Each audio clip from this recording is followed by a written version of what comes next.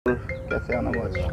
सबसे पहले तो मैं पूरे दर्शकों को और सभी पत्रकार भाइयों को नमस्कार करता हूं, क्योंकि लगभग मैं यूपी में और हॉस्पिटलाइज रहने की वजह से आज आपके बीच में 8 मास के बाद आया हूं। एक दिन प्रेस क्लब में आया था, उसके बाद आज आया हूं।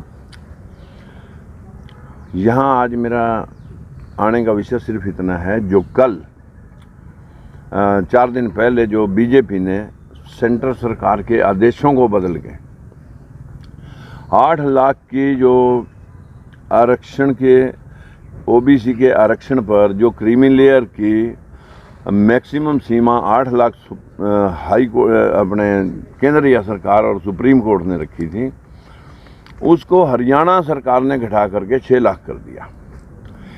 इन दी अदर सेंस कि आरक्षण देना ही ना पड़े, आरक्षण को ख़त्म करने की बजाय तरीके से ख़त्म कर दिया जाए। विषय सिर्फ इतना बीजेपी का है, क्योंकि वही लोग हैं जो फैसले को तोड़ मरोड़ करके जनता के सामने पेश करते रहे हैं। आज अगर कोई क्लर्क है या कोई जेबीटी टीचर भी है या कोई चपड़ासी भी है, मास्टर प्रिंसिपल दूसरे क्लास 3 के लोगों की तो बात दूर, लेकिन चपड़ासी भी 6 लाख की सीमा को पार कर जाता है। समझ लो इनके बच्चों को रिजर्वेशन का लाभ नहीं मिलेगा। किसी का प्लाट कल 50,000 का था, आज वो 1 करोड़ का हो रहा है, उसे भी नहीं मिलेगा नई गाइडलाइन पर। किसी की 5 एकड़ जमीन से 6 लाख क्रॉस आमदन हो जाती है, उसे भी नहीं मिलेगा। प्राइवेट सेक्टर में किसी के परिवार में से 2 लोग काम कर रहे हैं, उनको भी 6 लाख की आमदन से ज़्यादा अगर कागजों में है तो उनको भी नहीं मिलेगा। जो लोग सर्विस में हैं या कारोबार में हैं या कोई दुकानदारी के पेशे में हैं, जो लोग 6 लाख की सीमा से क्रॉस हैं, वही लोग आरक्षण की सीमा से बाहर किए गए हैं जो अपने बच्चों को पढ़ाने में सक्षम थे। जो लोग अभी दिहाड़ीदार हैं, मजदूर हैं, जिनके बच्चे अनपढ़ हैं या बच्चे मजदूरी पेशा हैं, जब वो लोग वहां तक जा ही नहीं सकेंगे, वो जो है ना उस आरक्षण के एलिजिबल क्वालिफिकेशन ना मिलने की वजह से वो पात्र नहीं होंगे, तो उनको तो इस वजह से नहीं मिलेगी, और जो 6 लाख की सीमा क्रॉस करके बैठे हुए हैं उनको इस वजह से नहीं मिलेगी कि आरक्षण देना ही ना पड़े। और ये आज से आरएसएस का एजेंडा या बीजेपी का एजेंडा आज से नहीं है। साहू जी महाराज ने 1902 में रिजर्वेशन लागू किया था।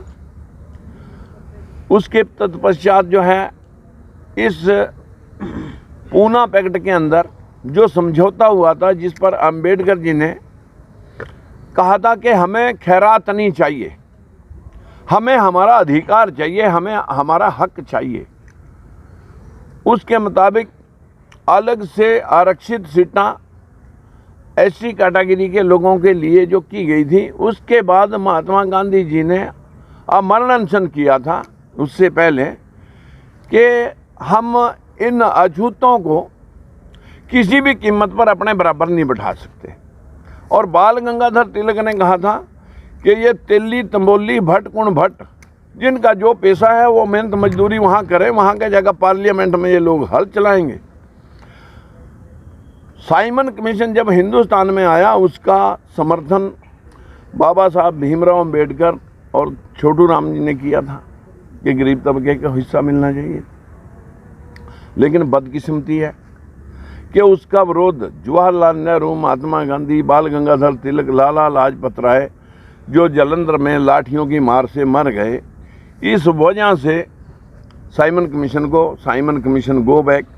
और यहाँ पर गरीब तबके के हलक में जो उतारा गया कि अंग्रेज हमें डिवाइड एंड रूल के माध्यम से इस देश पर रूल करना चाहते हैं, जबकि महारानी एलिजाबेथ को हटा करके जब प्रजातंत्र का उदय इंग्लैंड में हुआ था, उनके राज में 64 देश थे। वो 64 के 64 देशों में वही नीति निर्धारित करने का उनकी जिम्मा था कि सब के गरीब से गरीब और कम से बड़े सारे जितने भी तबके थे या सारे जितने भी लोग थे, सबका प्रतिनिधित्व अमीर का और गरीब का संविधान सभा में उन लोगों ने करने का प्रयास किया था। लेकिन यहाँ जो फैलाया गया कि अंग्रेज अमीर और गरीब में, छोटे और बड़े में बांट करके हमें पर राज करना चाहते हैं। ठीक है, अगर वो ऐसी पॉलिसी लेकर आ रहे थे तो आप लोगों को कर देना चाहिए था। अंग्रेजों ने ही यहाँ महात्मा ज्योतिबा फूले की समर्थन से, उनके प्रयास से अनेकों सुधार किए।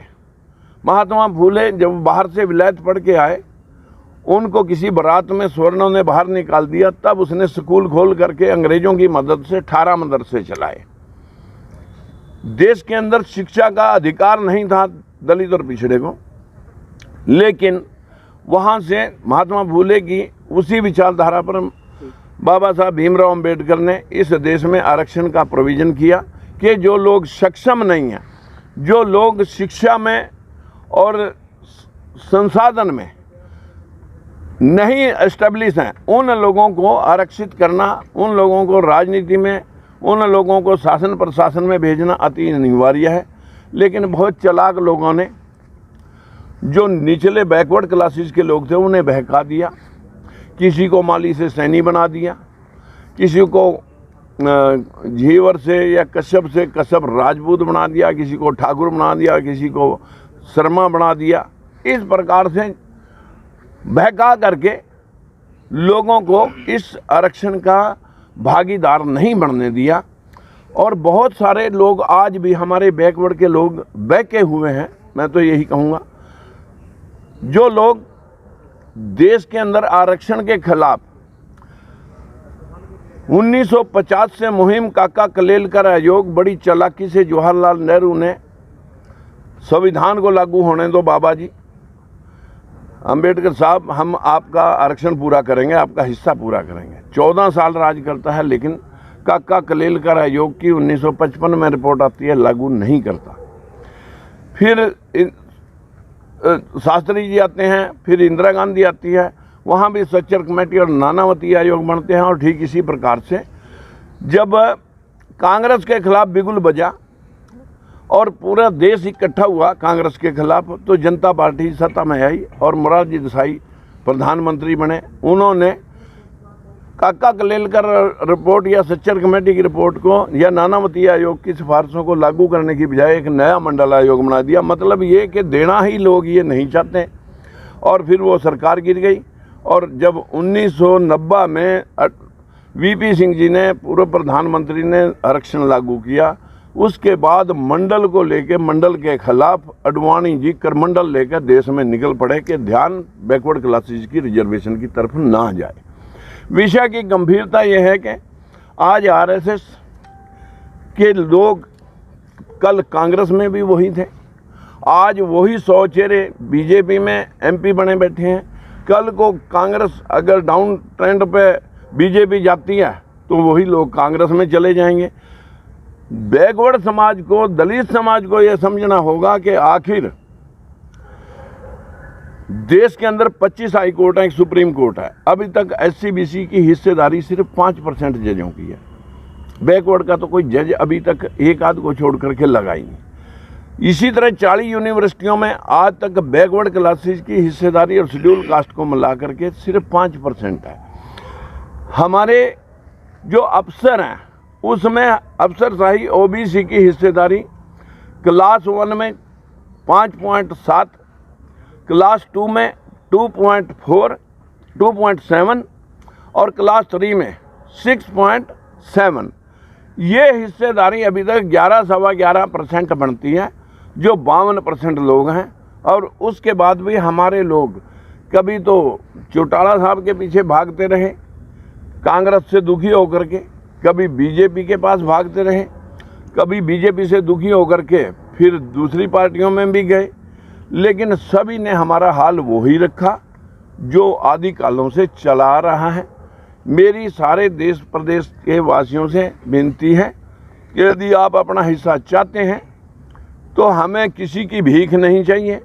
आप राजनीतिक पटल पर जब सत्ता में आओगे तब आप बात करना अपने हिस्से की, अन्यथा लोगों को बहकाया जाता है। आज कांग्रेस वाले फिर एक यात्रा लेकर के हमारे ही कुछ लोगों को बहका करके, क्योंकि कांग्रेस को भी भूख है, 55 साल राज करती है कांग्रेस और हमें उसी हाशिए पे रखती है।